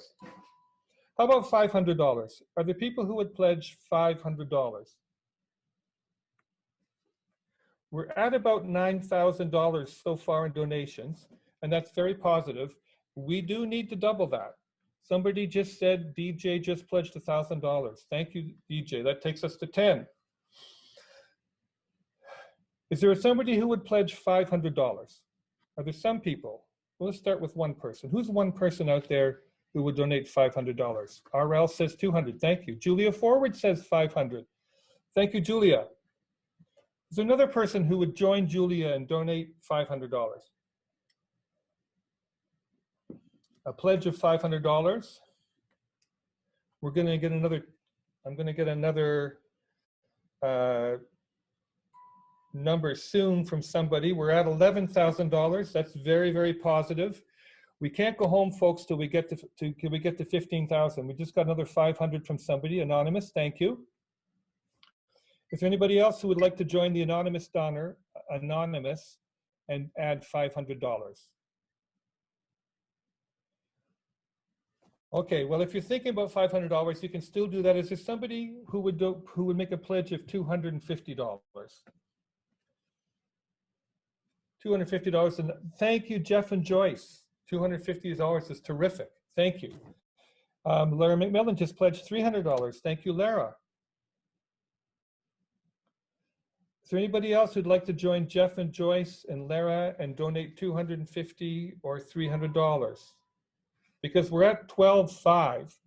Like if somebody donated $2,500 right now, we'd be at our goal of 15,000.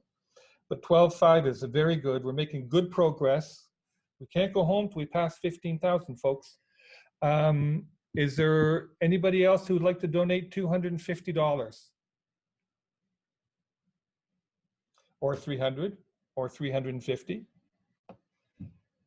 Winnie Ing. Winnie, you came all the way from Toronto to our meeting and you're donating $250 and you contributed to all the information you contributed tonight. And David Neese, $1,000. Thank you.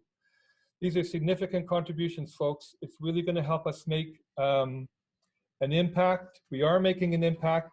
It's going to send a message to council. Frankly, I have to tell you this, having done this in other communities, that when you tell the council, the mayor and councillors that people are putting their money as well as their time and showing up at rallies and putting up lawn signs, it really makes an impression upon them.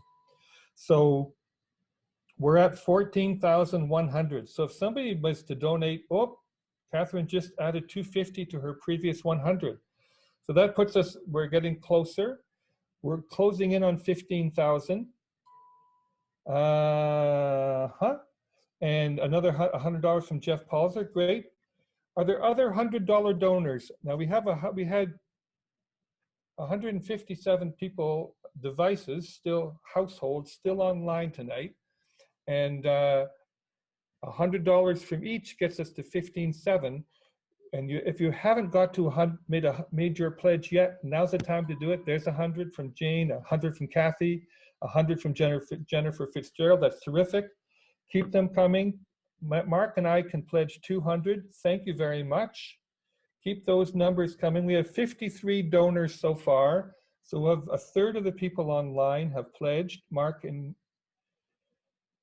I can pledge 200. Michelle from 50 from Max and Michelle. That's terrific. 500 from Katie and New Stratfordite. Oh, the numbers are starting to slide in now. 50 to my 150.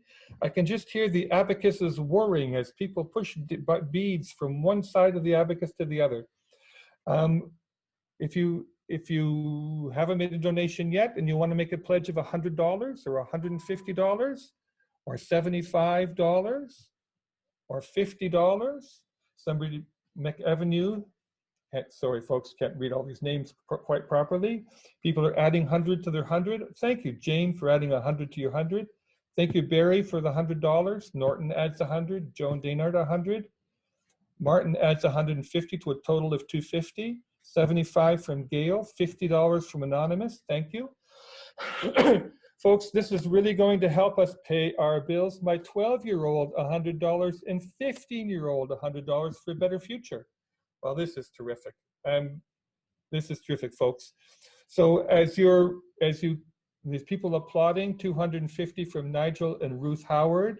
We're at 16.9. So I think we could get to 20,000, because if we can get to 20,000, that's $3,000 more. We've got a couple of surprises this week that we really want to make decisions about tomorrow. Do we want to call a couple of people up and say, yes, we can do this. We've got to get this done in time for the council meeting on Monday. We raised the money at a meeting last night, and yes, we can go ahead. So I think you'll be very pleased for obvious reasons. We can't tell you what our surprises are, but they'll have a big impact. $75 from an anonymous person. Leslie Walker added 50 to hers. A skydiver, Ken says, a skydiver to drop on City Hall. Well, that's a good thought, Ken. Do you know any skydivers? That wasn't on our list, but maybe it could be. Laura's donating 100. Jay Hisson is adding 50. Beverly Blair is adding $50. Thank you very much. We're at 17.3 and counting. So we're getting closer. Add another 50. And I'm going to donate $100, says Danny Lindemid, who's a staff member for the Water Watchers. And I'll say at this moment that Danny Lindemid and Megan Clout are staff people with the Wellington Water Watchers. They've been doing the behind the scenes tech all night. And I'd like you to applaud them for helping them make this a smooth, interesting, well-run meeting. You can send your reaction to the chat box, a round of applause or thumbs up.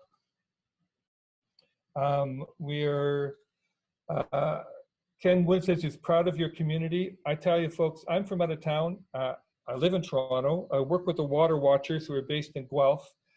In the before times, when we were allowed to meet in person, I would travel to communities around Ontario, organizing meetings like this, facilitating meetings, organizing campaigns, running big community meetings, doing fundraising, and it is a deeply inspiring thing. And I want to share with you, you may not know this when you're in your own community in Stratford, but I have the privilege of, I had the privilege before the COVID pandemic of traveling to different communities and discovering that there are leaders and committed people in communities like this all across Ontario. And part of our work at the Water Watchers is to make connections so we can not feel, but be a movement and have greater impact. And particularly in this time with the Ford government, as we saw yesterday around conservation authorities, and as we're seeing around the use of MZOs and the gutting of environmental regulations, it's more and more important that people stand up to protect the environment. I'm just going to check the messages I'm getting about the totals, where we're at with our fundraising, and we're passing $18,000. So folks, we need $2,000 more, and we're going to be able to pay our bills and launch a couple of surprises. Although, Ken, I'm still hoping you're going to do a little skydiver research for us. $100 from Paul Simpson. Thank you.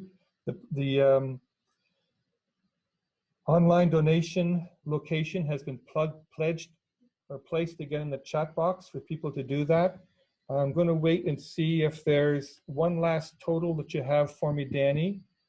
And then we're going, because I think some of you, when you get off of the line, I think some of you are shy and modest, and you're planning on making donations, or you've made them already, but you just don't want it to tell us that you're doing that because you're the quiet type. So we're at $18,000, 18,000 and change. If there's somebody quietly there who wants to take us to $20,000 by making a $2,000 donation, either anonymously or later on, that'll be terrific. Do you have something on social media that we can share? Asks Lara. And the short answer is yes. We'll be following up with some things tomorrow. We'll be sending you an e-blast. Melissa, I think I'm going to turn this back to you for some closing comments. And I'm going to just kind of stay here, make one last request for anybody to make a donation who hasn't made one yet, hasn't made a pledge yet, pardon me. And Melissa, whenever you're ready, come on the screen, unmute yourself, turn on your video, and close this meeting for us.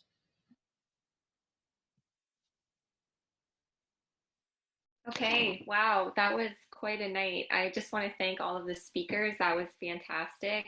And thanks to everyone for attending. We appreciate everyone's efforts and their support with researching and attending rallies and distributing leaflets. We encourage everyone that hasn't already to go and like our Facebook page, Get Concerned Stratford. Also, we have leaflets available to hand out and yard signs available. So you can email getconcernedstratford@gmail.com to request either of those items. We want you to keep calling the mayor and councillors and emailing them, have your voice heard. This is not over. And again, thank you for being here and have a great night. Thank you so much.